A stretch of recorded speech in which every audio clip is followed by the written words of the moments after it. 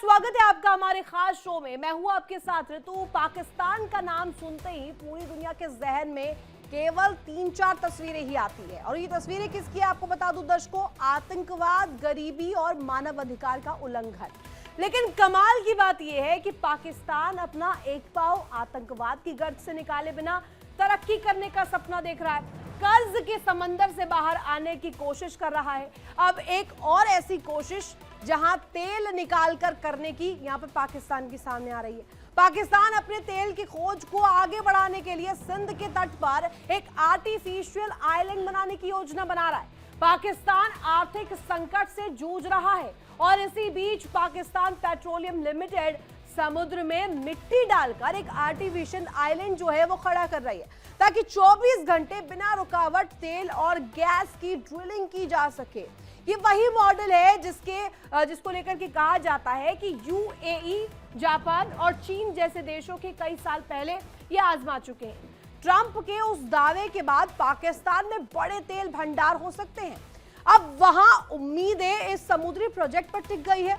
Platform को 6 feet ऊंचा बनाया जा रहा है और फरवरी तक ये टापू तैयार होगा, जिसके बाद 25 कुएं खोदे जाएंगे।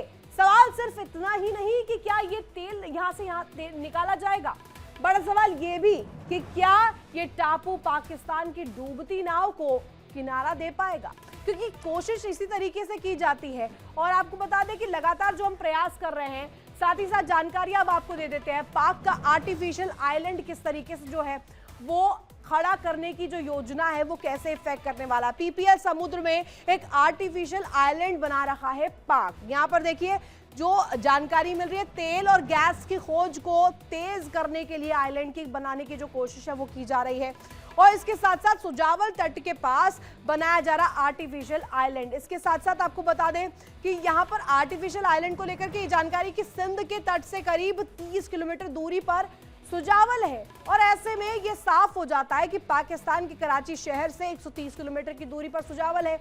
यानी कि यहाँ ये जो प्रयास पाकिस्तान कर रहा है, अपनी जो गर्त में जाती इकोनॉमी है उसको ठीक करने की जो कोशिश है वो कहीं ना कहीं करता हुआ नजर आ रहा है। अब आपके सामने डिटेल रख देते हैं कि आर्टिफिशियल आइलैंड का जो ये सपना है इसमें और क्या कुछ खास है। 6 फीट ऊंचा बनाया जा रहा है आर्टिफिशियल आइलैंड, यानी कि 6 फीट ऊपर है, और इसके साथ साथ ये जो आर्टिफिशियल आइलैंड है समुद्र की ऊंची लहरों से बचने के लिए ऊंचा बनाया जाएगा। यानी कि जो समुद्र की लहरें हैं उसकी जो वेव्स है उससे बचने के लिए इसे ऊंची सतह पर बनाया जा रहा है। फरवरी 2026 तक तैयार होगा आर्टिफिशियल आइलैंड। हालांकि अभी इसको लेकर के जो जानकारी मिल रही है कि यहाँ से कोशिश यहाँ इकोनॉमिक फ्रंट पर कमजोर पाकिस्तान को उभारने की जा रही है। ऐसे में आइलैंड तैयार होने के बाद तेल के लिए ड्रिलिंग शुरू की जाएगी। अब आपको बता दें जो प्रोसेस है इसमें साफ तौर पर कहा गया है कि पहले आइलैंड तैयार करने के लिए ड्रिलिंग का काम शुरू किया जाएगा। इसके बाद आपको बता दें जो कोशिश यहाँ पर की जा रही है वो पाकिस्तान की तरफ से इस तरीके से की जा रही है कि किसी तरीके से वहाँ की जो इकोनॉमिक स्थिति है, वहाँ पर जो बदहाली का आलम है वो किसी तरीके से ठीक हो पाए। और इसी चर्चा को मैं बढ़ाऊंगी आगे। मेरे साथ खास मेहमान जुड़ गए हैं, कर्नल शिवदान सिंह, रिटायर्ड रक्षा विशेषज्ञ मेरे साथ इस वक्त है। Group captain U K Devnath sir मेरे साथ जुड़े हुए हैं। संजीव श्रीवास्तव सर विदेश मामलों के जानकार मेरे साथ जुड़ेंगे कुछ देर में, और वहीं मोहसिन रजा खान वरिष्ठ पत्रकार पाकिस्तान से भी कनेक्ट होंगे। लेकिन इस वक्त मैं स्क्रीन पर दो मेरे जो विशेष मेहमान हैं वो देख पा रही हूँ। U K Devnath sir, very good morning sir. और मेरा सवाल आपसे यही रहेगा कि कंगाल पाकिस्तान क्या ना करे। कहता ना कि व्यक्ति जो है जब ऐसी कगार पर पहुंच जाता है कि अब पहले तो मिनरल डीलिंग के लिए पासनी पोर्ट को चूज करा और अब यहाँ पर आर्टिफिशियल आइलैंड को लेकर जानकारी मिल रही है। सर पाकिस्तान करना क्या चाह रहा है? जी हाँ,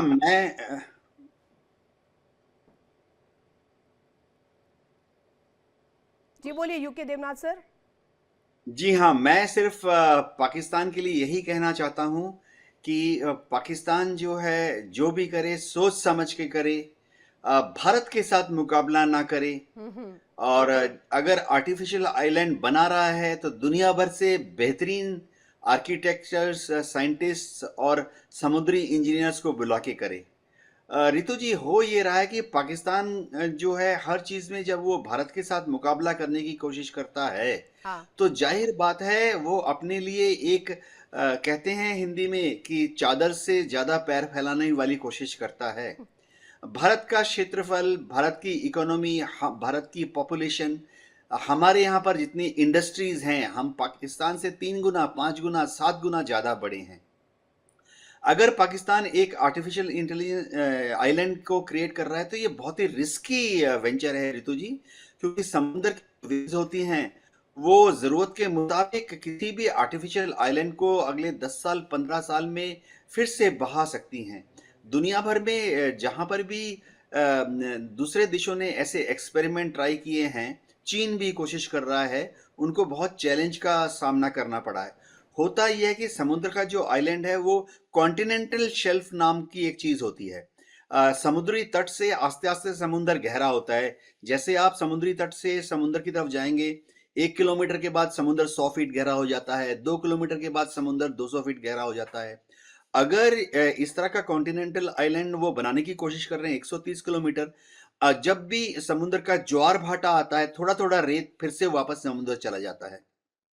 जब भी हर साल जैसे बारिश का सीजन आता है, आंधी आते हैं, तूफान आते हैं, साइक्लोन आता है, मॉनसून का सीजन आता है, तो थोड़ी थोड़ी रेस जो है, रेत, सैंड, वो वापस रिस के समुद्र में वापस चली जाती हैं।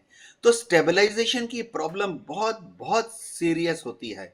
मैं उम्मीद करता हूं कि पाकिस्तान ने दुनिया भर के बेहतरीन सॉइल इंजीनियर्स को बुलाकर इस आइलैंड को बनाने की कोशिश की होगी। जी बिल्कुल योगी देवनाथ सर, जो आपने पॉइंट यहाँ पर रेस किया है, इसी पर मैं शिवदान सर से आगे जानकारी चाहूंगी। शिवदान सर, ये कहा जाता है ना कि एक लुटा पिटा जो देश है पाकिस्तान, वो हर तरफ हर जगह पे ये कोशिश करता है। हम चाहे बात उस पासनी पोर्ट की करें जिसमें चीन से दुश्मनी भी मोल ले रहा है, चीन से जो दोस्ती है उसका हाथ छोड़ करके अमेरिका के हाथ पकड़ने की कोशिश कर रहा है, लेकिन अब दूसरी जगह पर ये आर्टिफिशियल इंटेलिजेंस वाला जो ये आइलैंड बनाने की कोशिश, तेल का सपना जो कहें कुल मिलाकर पाकिस्तान का है, ये एक सपना तो नहीं रह जाएगा शिवदान सर? देखिए, मैं ये बताना चाहता हूं कि जिस आर्थिक स्थिति में पाकिस्तान है, उस स्थिति में ये एक्सपेरिमेंट ठीक नहीं है। क्योंकि समंदर में इमेजिन करिए, इतने गहरे समंदर में इतनी ज्यादा मिट्टी डालने का प्रोसेस और उसको एक इतने गहरे पानी में उसको ऊपर तक लाना और उसका बेस बनाना, ये मेरे ख्याल में इम्पॉसिबल टास्क है जिसको पाकिस्तान करने की सोच रहा है। बल्कि पाकिस्तान को चाहिए था कि अपने देश में ही इंडस्ट्रियल जो उसका जो फील्ड है उसमें तरक्की करने की कोशिश करनी चाहिए थी। उसमें नई नई तरह की अपनी औद्योगिक जो विकास है उसको उस पर ध्यान देना चाहिए था। और जो आतंकवाद नाम की जो उसने इंडस्ट्री खोली हुई राष्ट्रीय स्तर पर, उसको बंद करना चाहिए था। क्योंकि इस आतंकवाद नाम की फैक्ट्री ने पाकिस्तान को बर्बाद ही किया है, पाकिस्तान को आबाद नहीं किया है। आज पाकिस्तान इस स्थिति में क्यों आया है? पहले तो उसका इन्वेस्टिगेशन खुद उस पर राष्ट्रीय स्तर पर किया जाना चाहिए पाकिस्तान में। उसके खुद के एक्सपर्ट्स जो हैं, ये पता करके देना चाहिए सरकार को कि हम आखिर इस स्थिति में क्यों आए हैं। यदि ऐसा कोई वहां पर थॉट प्रोसेस शुरू होगा, यदि ऐसी इन्वेस्टिगेशन होगी, तो पाकिस्तान को खुद ही पता लग जाएगा कि हम केवल आतंकवाद को फॉलो करने के कारण ही हम इस आर्थिक स्थिति में आए। इसलिए पाकिस्तान को चाहिए कि दुनिया भर में आतंकवाद को एक्सपोर्ट करना बंद करके इस वक्त अपने औद्योगिक विकास पर जोर दे, अपने एग्रीकल्चर डेवलपमेंट पर जोर दे। सवाल तो इसके लिए भी ना, क्योंकि वहां पर इस तरीके से मास ड्रिलिंग होगी सर, इससे सिर्फ और सिर्फ बाकी देशों को नहीं, पाकिस्तान को भी तो दिक्कत होगी सर। ये वो क्यों नहीं समझ पाता है कि इकोनॉमिक स्थिति को, जो गर्त में जाती उनकी अर्थव्यवस्था है, उसको सुधारने के लिए कुछ भी करेंगे क्या सर? मैं यही कह रहा हूं कि जितना रिस्क पाकिस्तान इस चीज में ले रहा है, ये एक इमेजिनरी प्रोजेक्ट है जिसका रियलिटी में कोई वास्ता नहीं है। आप इमेजिन करिए कि कितने गहरे पानी में इतनी मिट्टी कहां से पहुंचाई जाएगी वहां पर आर्टिफिशियल वो आइलैंड बनाने के लिए। इतना साजो सामान कहां से लाया जाएगा? एक रिच कंट्री जो ऑलरेडी डेवलप हो चुका है, वो ऐसे एक्सपेरिमेंट कर सकता है, नॉट पाकिस्तान।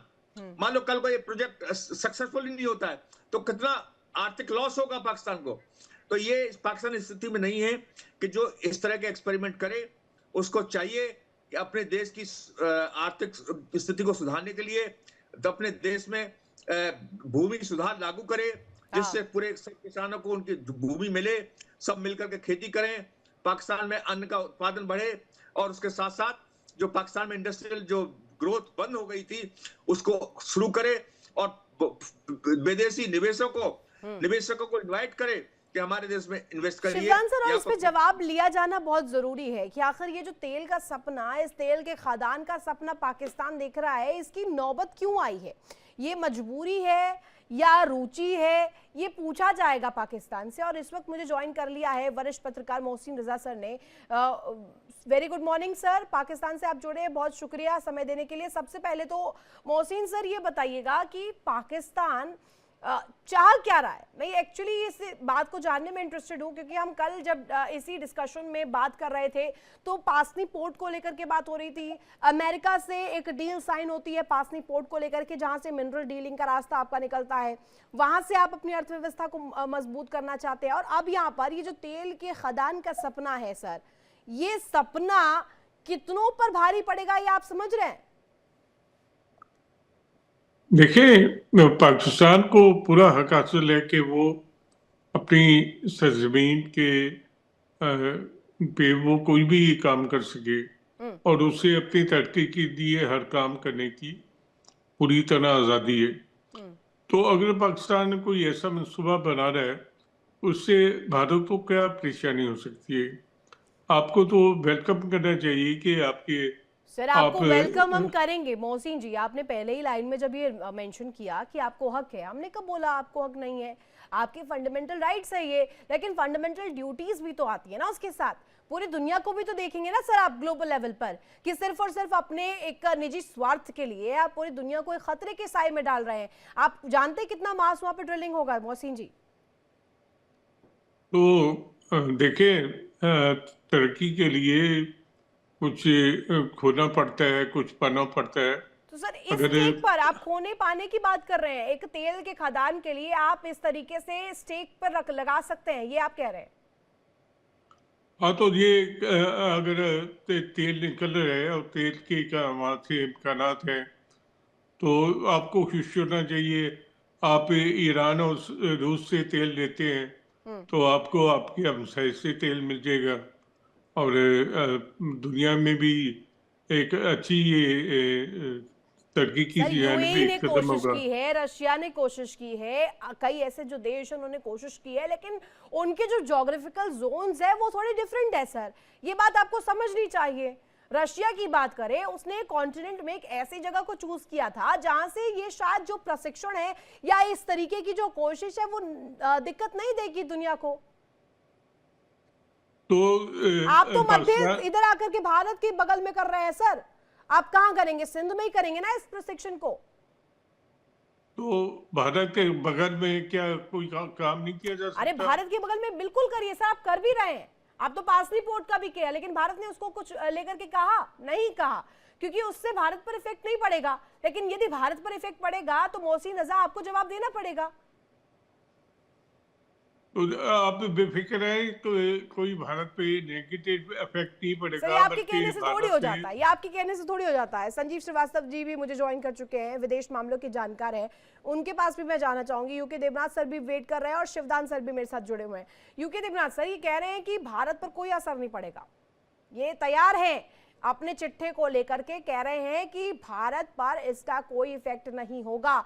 और ये कह रहे हैं ये भी कि यदि इस तरीके का कुछ होता है तो दिक्कत क्या है? रितु जी, आमतौर पे इतने बड़े प्रोजेक्ट जब लिए जाते हैं तो एनवायरमेंटल क्लीनेस के बारे में बहुत ध्यान दिया जाता है, राइट, ताकि समुद्र के नीचे कॉन्टिनेंटल शेल्फ में कोई परमानेंट डैमेज ना हो। और दूसरी ध्यान देने योग्य बात यह है कि मेरीन लाइफ, समुद्र के नीचे जो अलग अलग तरह के समुद्री जीव हैं, उनके जीवन पर भी कोई एडवर्स इफेक्ट ना पड़े। पाकिस्तान ने पहले भी कोशिश की थी, कराची के पास इन्होंने केकरा 1 बोलकर एक वेल खोदा था। राइट। उस वक्त एक्सॉन मोबिल के मदद से ड्रिलिंग की गई थी, लेकिन शायद कोई कमर्शियली एक्सप्लॉयटेबल लेवल पर, यानी बड़ी तादाद पर ऑयल या गैस नहीं मिला था। अब जो ये ड्रिलिंग की जा रही है इसमें 25 कुएं खोदे जाएंगे। तो सबसे बड़ी जरूरत ये है कि जब ये 25 कुएं खोदे जाएं तो आसपास का जो सॉयल है वो बिखर ना जाए। होता क्या है कि जिस देश इन्वायरमेंटल में कंसर्न्स के बेसिस पर ही मैं पूछ रही थी मोहसिन रजा साहब से। मैंने कहा कि इन्वायरमेंटल कंसर्न्स आएंगे, आप इस मास लेवल पर अगर ड्रिलिंग वहां पर करवाते हैं तो ऐसे में भारत पर भी इफेक्ट पड़ेगा, लेकिन वो कह रहे हैं कि इफेक्ट पड़ेगा ही नहीं। ऐसा लग रहा है कि उन्होंने पहले से ही जांच वांच करवा ली है वहां पर। रितु जी, आमतौर पर इंटरनेशनल मैरीटाइम रूल्स में ये लिखा हुआ है बताइए कि इनको रूल्स बताइए जरा पहले मोहसिन जी को। हाँ, रितु जी, नियम ये है कि पाकिस्तान जो है अपने एक्सक्लूसिव इकोनॉमिक जोन में जियोलॉजिकल सर्वे करने के बाद मिनरल एक्सट्रैक्ट कर सकता है। जी। लेकिन ये जरूरी है कि वो जो पड़ोसी देश हैं या नियर बाई दूसरे कंट्रीज हैं उनके इंटरेस्ट को भी ध्यान में रखे। मैं उम्मीद करता हूं कि पाकिस्तान की सरकार ने इस प्रोजेक्ट के बारे में भारत सरकार को हमारी मिनिस्ट्री ऑफ शिपिंग को पहले से ही इन्फॉर्म कर दिया होगा, क्योंकि यह भारतीय शिपिंग लाइंस ऑफ कम्युनिकेशन को भी अफेक्ट करेगा और भविष्य में अगर इस जोन में कोई भी अर्थक्वेक आता है उसको भी अफेक्ट करेगा। भारत की सरकार इस तरह के किसी भी प्रोजेक्ट में हमेशा पाकिस्तान सरकार से सहयोग करना चाहेगी अगर पाकिस्तान की सरकार सहयोग मांगती है। सहयोग दो तीन तरह से हो सकता है, आर्थिक सहयोग, टेक्निकल सहयोग। सबसे बड़ी बात है कि अगर कॉन्टिनेंटल शेल्फ में इस तरह की ड्रिलिंग की जा रही है तो भारत की तरफ से भी हम कोशिश कर सकते हैं कि भविष्य में आंधी तूफान के बारे में हम एडवांस इंफॉर्मेशन इनको दे सकें, ताकि देखिए जब भी इस तरह की ड्रिलिंग की जाती है सबसे बड़ा खतरा यही है कि मॉनसून सीजन में वहां पर हवा की रफ्तार तूफान के समय 100 किलोमीटर 200 किलोमीटर चल पड़ती है। तो जो वहां पे installations, infrastructures and rigging platform लगाए जाते हैं, डायरेक्ट ड्रिल्स लगाए जाते हैं, उनको क्षति ना पहुंचे। तो हमारा जो भारत का मौसम विभाग है पाकिस्तान को एडवांस में इंफॉर्मेशन दे सकता है अगर कोई बड़ा आंधी तूफान आ सके। मैं उम्मीद करता हूं कि पाकिस्तान का ये प्रोजेक्ट सक्सेसफुल हो जाए। इसकी सबसे बड़ी वजह यह है कि अगर पाकिस्तान में ये सब कमर्शियल ड्रिलिंग्स सक्सेसफुल होती हैं तो इससे पाकिस्तान की इकोनॉमी मजबूत होगी और पाकिस्तान में एक पॉलिटिकल स्टेबिलिटी आएगी। एक इकोनॉमिकली फाइनेंशियली मजबूत पाकिस्तान भारत की बहुत दरकार है, क्योंकि फिर पाकिस्तान जो है अपनी ट्रेड इंडस्ट्री को लेकर खुश रहेगा और पूर्व की तरफ, भारत की तरफ कम देखेगा। जी योगी देवनाथ सर, मैं इसी पर जवाब लूंगी मोहसिन रजा साहब से, लेकिन मुझे संजीव सर ने भी क्योंकि ज्वाइन कर लिया और उनके पास मैं जा भी नहीं पाई ओपनिंग कमेंट के लिए। संजीव सर वेलकम आपका। और सबसे पहला सवाल आपसे मेरा यही रहेगा सर, इस तरीके की जो कोशिश होती है अगर पाकिस्तान की तरफ से इस वक्त कहा जाए आर्टिफिशियल जो आइलैंड बनाने की कोशिश, तेल का जो ये सपना है, तेल के खदान का, अगर हम ग्लोबल फोरम पे पुटअप करें तो इसको लेकर के अभी तक क्या रूल्स है, क्या रेगुलेशंस है? यदि इस तरीके का कोई प्रयास करता है या प्रशिक्षण करता है तो इसको लेकर के कैसे एक पुट फोरम में आगे कदम बढ़ाया जाना चाहिए, कैसे आगे कदम रखे जाने चाहिए, क्या कुछ ध्यान में रखा जाना चाहिए और नजर किसकी होती है इस पर? देखिए रितु जी, पाकिस्तान अपने जो एक्सक्लूसिव इकोनॉमिक जोन जो कि उसके जो कोस्ट लाइन से 200 नॉटिकल माइल्स का जो एरिया है, वहां पर वो अपनी इकोनॉमिक एक्टिविटीज को, इस तरीके की जो एक्टिविटीज को वो कंडक्ट करने का एक राइट रखता है और वो जो राइट है वो सभी राष्ट्रों के पास होते हैं। और इस तरीके के जो रिसोर्सेस यदि वो अपने क्षेत्र में बना रहा है तो उसमें कोई आपत्ति की बात नहीं है, वो ऐसा कर सकता है। और पाकिस्तान के वहाँ के प्लानर्स के अंदर यदि इस तरीके के असेसमेंट्स हैं कि उसके पास, जैसे कि डोनाल्ड ट्रंप ने quote unquote massive oil reserve, उन्होंने कहा मैसिव ऑयल रिजर्व, तो यदि ये मैसिव ऑयल रिजर्व मिल जाते हैं तो ये पाकिस्तान के लिए अच्छा होगा, जैसा कि देवनाथ साहब ने कहा। लेकिन मेरा ऐसा मानना है रितु जी, इतना कहने के बाद मैं अवश्य कहूंगा कि ये जो पाकिस्तान के जो हुक्मरान हैं वो उस so called massive oil reserve को वो अपने उसके जो पैसे को अपने पॉकेट्स में ले जाएंगे, वहां की आम जनता को ज्यादा इसका लाभ नहीं होने जा रहा राइट है। संजीव क्योंकि जी, और अभी भी सवाल जो इसी को लेकर के है। जी जी जी जी, कंप्लीट कीजिएगा। जी, और मैं ये भी कहना चाहता हूं कि इनके जो मैसिव जो रिजर्व्स बलूचिस्तान में है, उसका जो दोहन जिस तरीके से पंजाबी सुन्नी डोमिनेशन वाले हुक्मरान करते हैं, और सारा वो जो अकूत प्राकृतिक संसाधन जो बलूचिस्तान का है उसको जो है पंजाब में डाइवर्ट कर दिया जाता है, चाइना को डाइवर्ट कर दिया जाता है, यूएस को अभी जो फील्ड मार्शल मुमकिन है जो कि बिजनेसमैन का भी काम और फाइनेंस मिनिस्टर का भी काम शुरू कर दिया है, सेल्समैन की छवि में भी अब दिखाई देते हैं, सूट टाइट वगैरह पहन करके व्हाइट हाउस में जा करके और वो वहां पे रेयर अर्थ मटेरियल का मुजाहिदा कर रहे हैं और कह रहे हैं कि प्लीज हमें खरीद लीजिए, प्लीज हमारा ये रिजर्व सर खरीद वो तो लीजिए। सेलिंग तो मोड अमेरिका ऑन का कर चुके हैं, जो सेलिंग मोड ऑन कर चुके हैं ना सर, जी, अपनी अर्थव्यवस्था सेलिंग मोड ऑन को। कर हाँ, चुके वो हैं, लेकिन अपनी वो जो सेलिंग मोड अर्थव्यवस्था का को जो- सुधारने जो- के लिए नहीं, एक इस मिनट, कदर, एक हाँ एक मिनट, वो सेलिंग मोड का जो पैसा है वो कहाँ जाएगा रितु जी? वो पैसा आम जनता को थोड़ी मिल रहा है। पूछेंगे वो यही पैसा सवाल जो पाकिस्तान मोहसिन के रजा से हुक्मरानों के पूछते हैं, जेब में मोहसिन जाएगा। रजा से पूछते हैं सर। रुकिए मोहसिन सर, ये बताइएगा क्योंकि संजीव सर ने जिस तरीके से कोट किया है, मैं आपसे टू द पॉइंट उसी तरीके से पूछती हूँ। उन्होंने कहा कि आप करवाइए तेल के खदान खूब खुलवाइए, रज के खुलवाइए, और आप मिनरल डीलिंग भी करिए पासनी पोर्ट पर, लेकिन इतना तो आपके देश में होगा ना कि अर्थव्यवस्था सुधारते सुधारते कहीं गर्त में ना चले जाएं, क्योंकि पैसे किसके पास जा रहे, किसकी जेब में जा रहे। अगर स्टेबलाइज सरकार हो जाती है तो कोई दिक्कत नहीं है, लेकिन अगर ये पैसे वही जो कहा जाए उन लोगों के पॉकेट्स में चले जाए जो जनता तक पहुंचे ही ना, तब क्या होगा सर? असल में बात यह है कि पाकिस्तान में कोई अडानी और अंबानी नहीं है, और सर पाकिस्तान अडानी में अंबानी कि होने के लिए ना, अडानी अंबानी पाकिस्तान में नहीं है, ये आपने राइटली तो- कोट किया है, क्योंकि तो- आपके यहाँ पे अजहर है ना सर, कोई इलॉन ऐसा मस्क से अमीर थर्ड अजहर है मैन आपके नहीं पास। जो ना ना ना, पाकिस्तान में आपने बोला अवाम आपके पास के अडानी पैसे अंबानी जो नहीं है है, वो आपके पास जेबों में एलॉन डाल मस्क से सके, अमीर व्यक्ति है ना और सर, आप- तो अडानी अंबानी की गिनती क्यों करेंगे आप? आपके पास तो अजहर है, आपके पास तो मार्क जकरबर्ग से ज्यादा पैसे वाला अजहर है ना सर, तो आप क्यों अडानी अंबानी के साथ कंपेयर कर रहे हैं इसको? तो कोई ऐसा नहीं है जो पाकिस्तान के अवाम के पैसे को खा सके और लूट सके। अच्छा, ये आपके पास से ऐसे लोग हैं जो हुकूमतों को फाइनेंस करते हैं और वो अवाम के पैसे खाते हैं। आप देखें कि भारत में किस तरीके से दौलत की तकसीम जो है वो सर गलत तरीके बहुत से चंद सिंप्लीफाइड हाथों वे में मैंने आपसे सवाल महफूज हो पूछा है गई सर, भारत की इतनी चिंता और मत करिए, मैं आपसे सिंपल पूछ रही हूँ भारत के सर। अवाम सर किस सर तरह रुकिए रुकिए, पिसते हैं ना, ना, इस गुर्बत की खतरे गुर्बत के नीचे। आपको ये पता नहीं चला, लेकिन आपको ये पता चल रहा है कि पाकिस्तान में जो तेल के खजाने निकलेंगे, सर इतना आपको खुश उसकी क्यों हो गए? परेशानी हो ट्रम्प गई साहब है से इतने खुश और क्यों हो आप गए? उसके बारे में बड़े सुनिए परेशान ना, हैं। सुनिए मोहसिन जी, आपको अपने मामलात को ठीक करना चाहिए। पाकिस्तान सर के हमारे क्या हालात मामलात हैं? कितने ठीक है ना, पाकिस्तान है, सुनिएगा ना इसकी आप। अरे ये मामला तो अभी आपके मामला डिस्कस हो रहे हैं ना, अभी जवाब आपने नहीं दिया, अभी तो आप ही अब के भारत मामला पे आ डिस्कस हो रहे गए, हैं ना, उसी के अडानी लिए पर तो आ आप गए, बैठे अंबानी हैं। पर आ गए। आप सुनिए मेरी मैं बात रजा सर। साहब से कुछ पूछना चाहता हूं। जी शिवदान जी बोलिए बोलिए। रजा साहब ये बताइए कि आपके हमारे देश में आजादी साथ आई थी?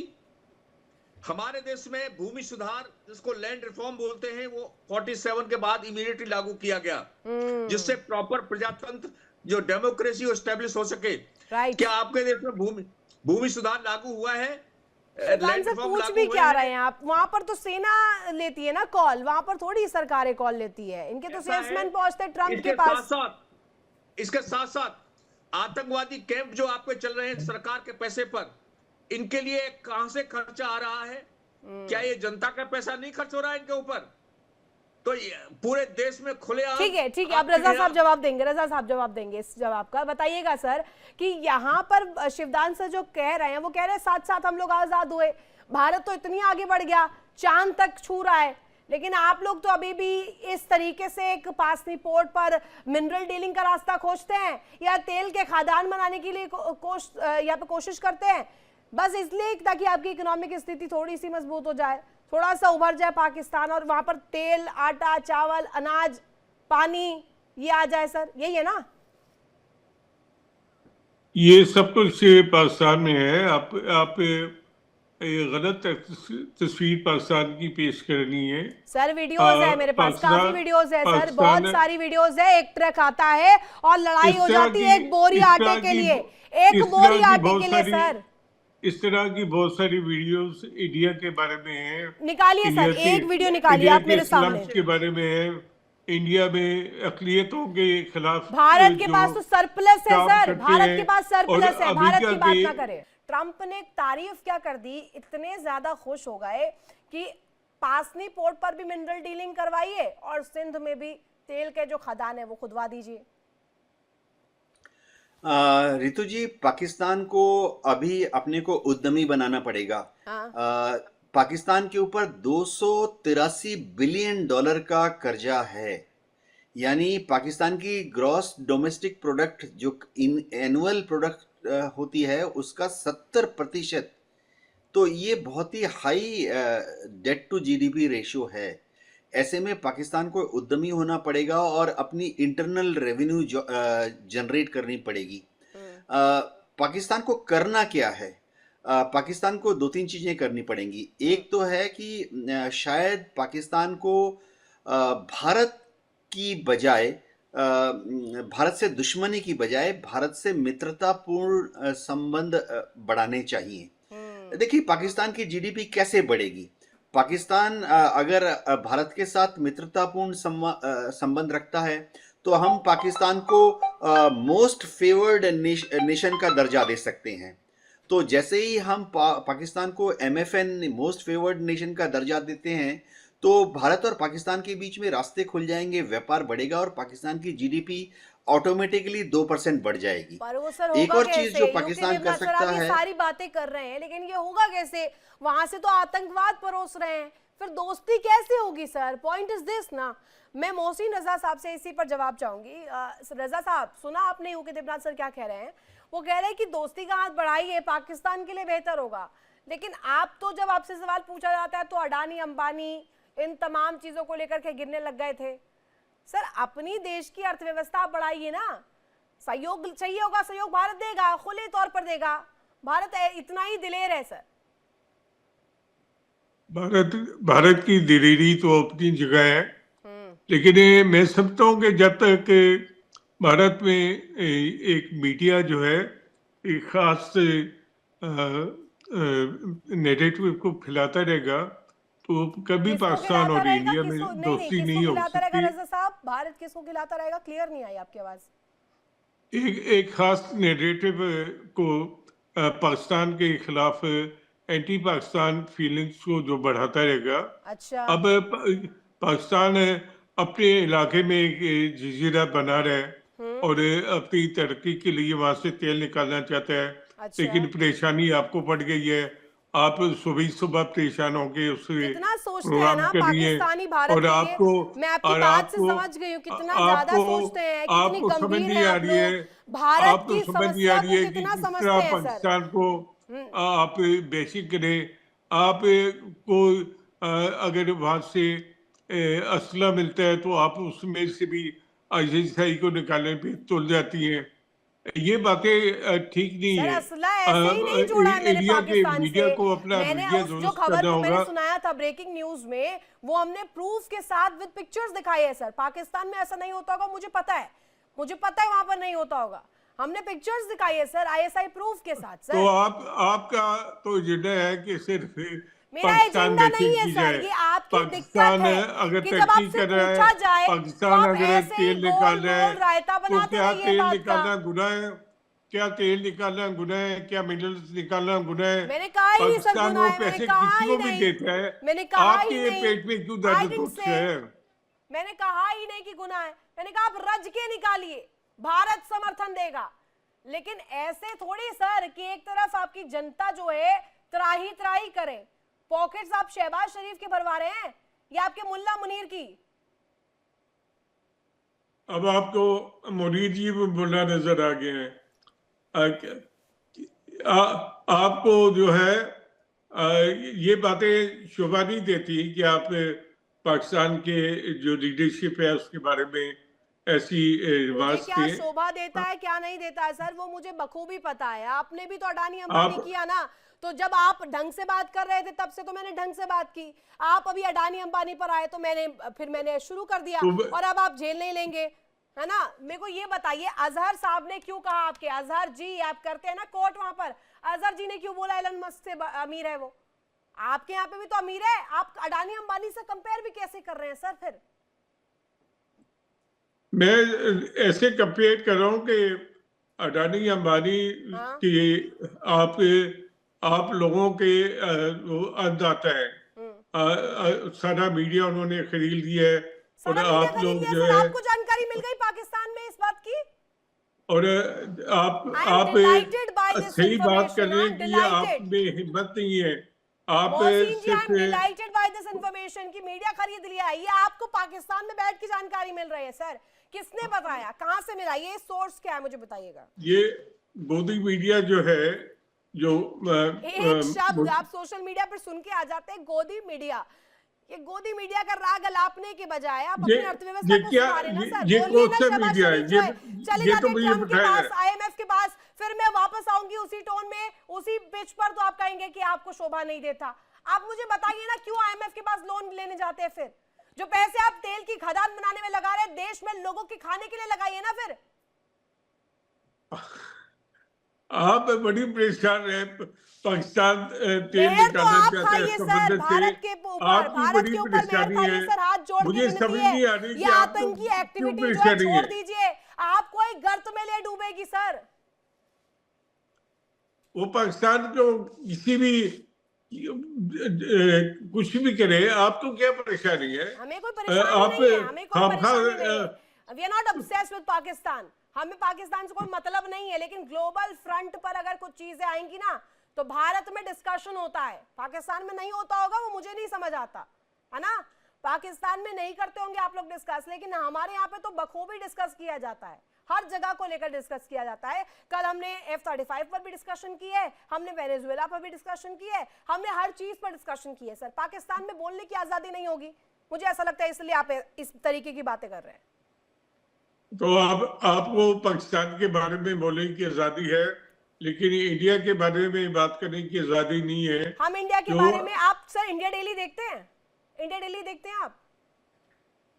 नहीं देखते होंगे, मैं आपको लिंक भेजूंगी इस चैनल का, और लाइव आप चला करके देखिएगा पूरे दिन, भारत की कितनी खबरें चलती है, इंटरनेशनल कितनी खबरें चलती हैं, पूरा देखिएगा सर इत्मीनान के साथ।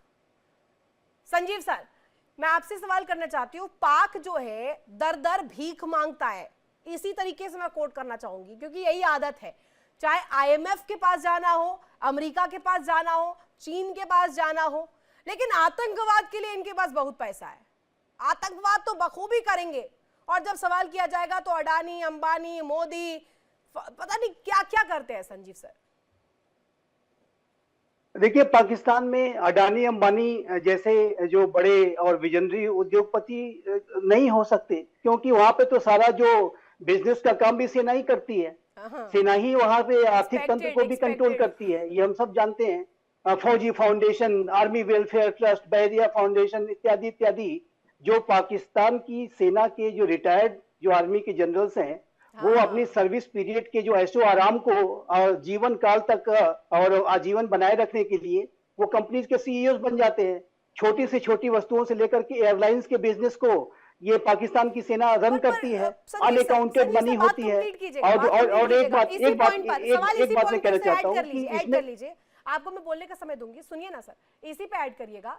मुझे ये बताइए कि अमेरिका से जो दोस्ती कर रहे हैं, ये जो पोलर रिलेशंस बना रहे हैं अमेरिका के साथ, ये पोलर रिलेशंस क्या चीन से इनको नहीं मिल रहा है क्या?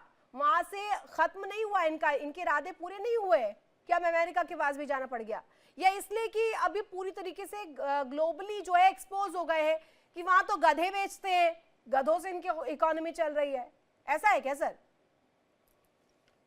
देखिए, अमेरिका पाकिस्तान का एक्सप्लॉयटेशन डे वन से करता रहा है। पाकिस्तान की जो टेरिटरी को अमेरिका ने अपने हितों के लिए इस्तेमाल किया है, अपने वेस्टेड इंटरेस्ट है, अमेरिका के स्ट्रेटेजिक इंटरेस्ट हैं। जब अमेरिका को और अमेरिका पाकिस्तान को का एक्सप्लॉयटेशन कर रहा है, उसकी टेरिटरी का इस्तेमाल करता है। दूसरा, अमेरिका की ये भी एक इंटरेस्ट रहती है कि जो पाकिस्तान का, जो कि एक बहुत ही आतंक परस्त और डिस्टेबलाइजिंग जो राष्ट्र है, उसके पास वो जो न्यूक्लियर वेपन्स हैं, उसके ऊपर एक क्लोज वॉच और रादर एक कंट्रोल करके अमेरिका रखने का भी एक उसका हित है, और जिसकी की वजह से उसके ऊपर वो बहुत क्लोज वॉच रखता है। और जाहिर है कि चाइना का जो पूरे इस क्षेत्र में, साउथ एशिया में और अन्य क्षेत्रों में भी चाइना की गतिविधियों को भी काउंटर करने के लिए और ईरान पर भी एक वॉच रखने के लिए वो पाकिस्तान का इस्तेमाल करता रहा है। अफगानिस्तान में अमेरिका ने जब वॉर ऑन टेरर शुरू किया 9/11 की घटना के बाद, जब अमेरिका ने जो अफगानिस्तान के तालिबान 1.0 के विरुद्ध जो युद्ध शुरू किया, उसमें पाकिस्तान को अमेरिका ने फ्रंट लाइन स्टेट के तौर पर इस्तेमाल किया। सारे जो फाइटर जेट्स वगैरह थे और बड़े ऑपरेशन जो अमेरिका की सेनाओं ने किए, वो पाकिस्तान को बेस बना करके किए। और जाहिर है कि पाकिस्तान ने का जो एक बड़ा जो इस्तेमाल है वो उस वॉर ऑन टेरर में तालिबान के विरुद्ध किया गया था। और ये जो पाकिस्तान की जो टेरिटरी है, अमेरिका के लिए यूजफुल साबित रही है, ये यूजफुल साबित रही। लेकिन ये जो पाकिस्तान के हुक्मरान हैं, ये इस बात को नहीं समझते कि उनकी जो टेरिटरी का जो एक्सप्लॉयटेशन अमेरिका ने किस तरीके से किया है। और लेकिन पाकिस्तान के हुक्मरानों के अंदर ये समझ क्यों नहीं आती, उसका कारण भी रितु जी बहुत स्पष्ट है कि उनका जो हित है वो अपने पॉकेट्स को भरने का है। अपने राष्ट्र के साथ कोई दूसरा राष्ट्र क्या व्यवहार करता है, उसके ऊपर ज्यादा उनका फोकस नहीं होता। हमें तो अपनी अर्थव्यवस्था को थोड़ा, और आज जो है चाइना उसका, है ना जी, आज उसका चाइना एक्सप्लॉयटेशन कर रहा है, और चाइना भी उसी तरीके का शोषण कर रहा है, चाहे वो बलूचिस्तान हो, चाहे वो हमारी, ना ये समझ नहीं पा रहे हैं शहबाज शरीफ। वहां पे सेना ने फुल एक्शन मोड में ले लिया है अपने हाथ में सब कुछ, लेकिन ये शहबाज शरीफ को समझ में नहीं, एक मिनट रितु जी, ले नहीं लिया है, ये डे वन से ही वैसा ही है, ये आज नहीं लिया। ऐसा नहीं है कि उन्होंने पिछले वर्षों में ऐसा किया है, वो डे वन से पाकिस्तान के कंट्रोल में है। एक बात मैं और कहना चाहता हूं। देखिए रितु जी, एक बात है आपके दर्शकों के लिए, हम पहले भी इस बात को डिस्कस करते रहे हैं कि विश्व के राष्ट्रों के पास सेनाएं होती है, लेकिन पाकिस्तान एक ऐसा देश है कि उसकी सेना के पास एक देश है, सेना के कंट्रोल में एक देश है, ये समझ लीजिए बस। बिल्कुल। यूके देवनाथ सर, मैं आपसे पूछना चाहूंगी, एक नकली द्वीप का ये रास्ता खोज रहे हैं, एक फर्जी प्लान बना रहे हैं उस नकली द्वीप का, है ना। इस नकली द्वीप के फर्जी प्लान से एक्सपोज तो खुद को कर लिया है कि भैया कैसे भी हो जाए, साम दाम दंड भेद सब लगा देंगे, अपनी अर्थव्यवस्था को ठीक करना है भाई। इतने सेल्फिश मोटिव के साथ चलते हैं। इसके बाद सवाल पूछा जाए तो फिर भारत से कंपेयर करते हैं। UK Devnath sir. रितु जी, उम्मीद ये लगाई जा रही है पाकिस्तान द्वारा कि यहाँ जो 25 तेल के कुएं खुदे जाएंगे, उससे बड़ी मात्रा में मैसिव रिजर्व इस्तेमाल कर रहे हैं शब्द। मैं अभी कुछ भू विशेषज्ञों से बात कर रहा था, भू वैज्ञानिकों से बात कर रहा था अभी 3 मिनट पहले, और उन्होंने कहा कि जब भी समुद्र के अंदर ऐसी खुदाई होती है तो पहले कंप्यूटर पर 2D और 3D मैप बनाए जाते हैं, और उसमें यह सुनिश्चित किया जाता है कि जमीन के नीचे जो कॉन्टिनेंटल शेल्फ है उसके कितनी गहराई में तेल और गैस के भंडार हैं। फिर ये देखा जाता है कि तेल और गैस का जो भंडार है उसमें क्या एक प्रेशर है, ताकि जब पाकिस्तान की PPL, पाकिस्तान पेट्रोलियम लिमिटेड, जब ये अपने ड्रिलिंग बोर का जो पाइप है उस गहराई तक ले जाए, तो अंदर से जो प्रेशर है, गैस का प्रेशर है और जमीन का जो प्रेशर है, उसकी वजह से तेल और गैस अपने आप ऊपर आ जाए। तो ये 3D 2D परीक्षण पाकिस्तान के इंजीनियर्स ने शायद एक्सॉन मोबाइल्स के साथ मिलकर किया होगा। पाकिस्तान की निजी ऑयल कंपनीज शायद टेक्निकली इतनी हाईली क्वालिफाइड नहीं हैं कि समुद्र के बीच में इस तरह का एक आइलैंड क्रिएट कर सकें। कैसे होंगे ये सर? जो आइलैंड है ये बनते हैं वहाँ पे, इंजीनियर्स, टेक्निकल, ये सब छोड़ दीजिए सर, वहाँ से एक्सपेक्ट मत कीजिए। पहले तो मैं मोहसिन रजा साहब से बात करना चाहूँगी। मोहसिन सर, ये कहा जा रहा है, आपने भी बात की कि इंडिया इतना इंटरेस्टेड क्यों है, इंडिया इसे जानने में क्यों इंटरेस्ट रख रहा है कि जो नकली द्वीप बन रहा है, आपके जो मौत के कुएं आप खोदना चाह रहे हैं तेल के, वो पहले तो उसके एक होता है कि इन्वायरमेंटल कंसर्न्स होते हैं, दूसरा होता है कंसर्न कि वहाँ पर आपके देश के लिए एक भारत की कहा जाए तो राय है, एक मशवरा है कि आपके देश में अगर खुदवा भी रहे हैं ना तेल की खदान, तो उसको देख लीजिएगा कि उसका पैसा लोगों तक भी पहुंचे। सेना की बात संजीव सर ने की ना कि वहां पर सेना, ऐसा होता है कि एक देश के पास सेना होती है, आपके यहाँ पर तो सेना के पास देश है। तो सर ऐसा उस बायलैटरल टॉक में ट्रंप के साथ क्या हो गया कि आपने चीन से जो है दोस्ती तोड़ने की डिसीजन बना लिया, चीन से आपने रिश्ते खत्म करने को लेकर के पहल शुरू कर दी, सीसीटीवी हट लगवाइए, जितनी भी चीनी कंपनियां हैं वहां पे सीसीटीवी कैमरे लगवा दीजिए, चीन को साइडलाइन कर दीजिए। सर ये दो नावों में क्यों आप कश्तियों पर सवार होना चाहते हैं? आपको ये परेशानी, असल में ये परेशानी है कि पाकिस्तान चीन के बाद आप अमेरिका के साथ अपने ताल्लुकात क्यों सर बना कोई रहे हैं? परेशानी नहीं है इस और पर आप 1 घंटे की और डिबेट आपको पूरी की है सर, और आपको कोई अमेरिका परेशानी ने नहीं है सर, कोई आपको अमेरिका ने जो है पीछे हटा दिया है। हाँ। और अब आपको हर जगह अमेरिकी सदर ट्रम्प जो है जो आपके जहाज गए थे वो बार बार याद दिलाते हैं। क्या गिरे तो थे? आपको कितने गिरे थे बताइए, आप बताइए आपके कितने गिरे थे? टेल मी हाउ नहीं, मेनी। एक तो कल ही गिरा आपका, कल ही गिरा है? एक तो सर कौन सी एक दुनिया में रहते हैं सर, कौन से गोले पर रहते हैं पाकिस्तानी, मुझे ये जानना है अब कि आप कहाँ गिरा आपको था सर, कहाँ गिरा था बताइए।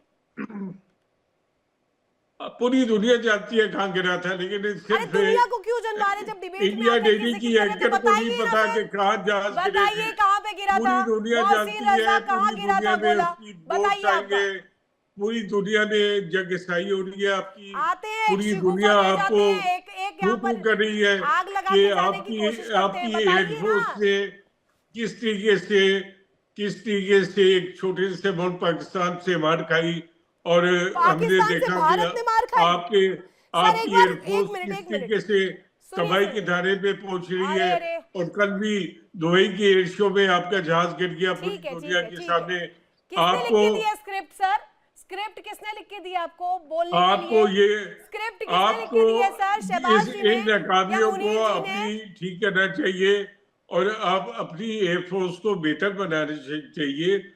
हमारी एयरफोर्स, हमारी आर्मी, हमारी नेवी, भाई साहब, हम संभाल लेंगे। जनरल जियाउल हक का जहाज कैसे गिरा था? हाँ बताइएगा, बताइए। बताएंगे जरा।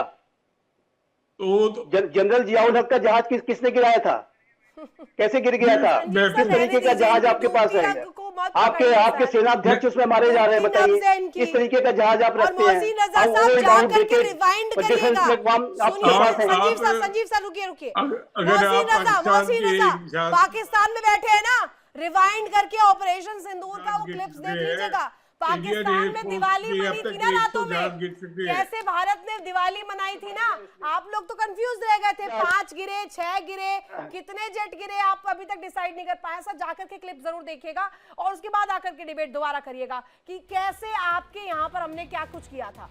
और याद मत दिलाइएगा वापस से, अगर याद दिला दिया ना मोहसिन रजा, वापस जुड़ेंगे नहीं आप डिबेट में। बहुत शुक्रिया हमारे साथ जुड़ने के लिए और इस डिबेट में चर्चा करने के लिए कि किस तरीके से जो ये आर्टिफिशियल द्वीप बनाने की कोशिश पाकिस्तान जो कर रहा है ना, चारों खानी चित अपने आप हो रहा है और ये दिखा रहा है, चीख चीख कर बता रहा है कि एक्सपोज हो चुका है पाकिस्तान। और एक्सपोज इस कदर कि अपनी अर्थव्यवस्था को सुधारने के लिए कुछ भी करेगा पाकिस्तान। अब तो यही लाइन है कि पाकिस्तान जिंदा रहने के लिए, सरवाइव करने के लिए कुछ भी कर सकता है।